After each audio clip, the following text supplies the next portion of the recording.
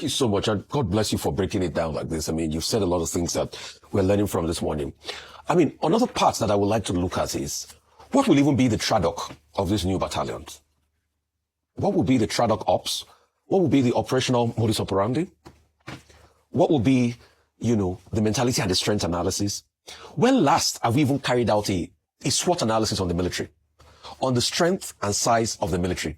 The strength and size simulation of the military? When last have we even carried the scenario planning response analysis of the military? Front analysis. In a case scenario where, for instance, hypothetical scenario, wargaming scenario, where we have been attacked by over 60,000 troops in Ghana, the Cameroonian military at the same time, the Chadian military, which is a very nimble and agile fighting force. They might not have artillery armory like us, but they're a very agile fighting force. Because they've been fighting for a while. So there's a difference between a force that is fighting for a while and a force that has artillery and the response to a fight. So when last have we even carried out all of these simulations and scenarios and merge it into a TRADOC analogy? When last have we done the technical work? Because that's the technical heavy lifting. Thank you very much. With due respect, permit me to humor you and say, as a civilian, you are doing very well for your military analysis. You are putting your finger on the button. You see, numbers should not be flown. It should not just come that the president said 4 divisions. Wow, what conclusion led to 4 divisions? And that's what you are talking about. That's why when I started, I said, you need to have a threat analysis.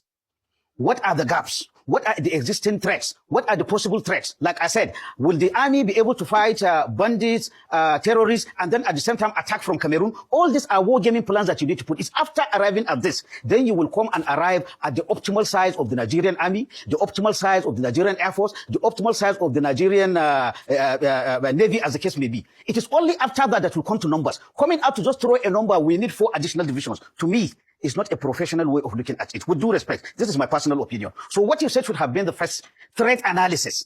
Wargaming. Like America, they will say that their armed forces can fight 3 simultaneous battles. Since you are going to fight 3 simultaneous battles, then the resources you have must be able to do that. How many people are going? Of course, when you say, for example, an army is 200,000, which is about our army, I just put it roughly at 200,000. Certainly, it's not 200,000 that you can deploy. If you need 200,000 to be deployed for a war, you need another 200,000 to be training. You need another 200,000 to be resting. So this is why even people break it to a formula. If you need 1 soldier to be deployed, you need to have 3 or 4 soldiers behind him doing different things. And this is the problem we are having, because we do not have the numbers to rotate.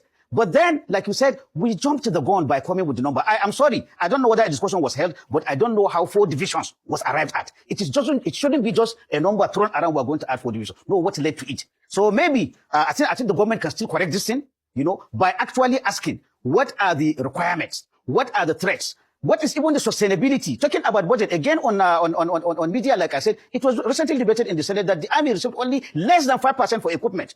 A unit without equipment is not, in fact, all this that I mentioned, apart from the rifles, apart from communication equipment, even medical, if you don't have medical for a unit cannot fight the way you want it.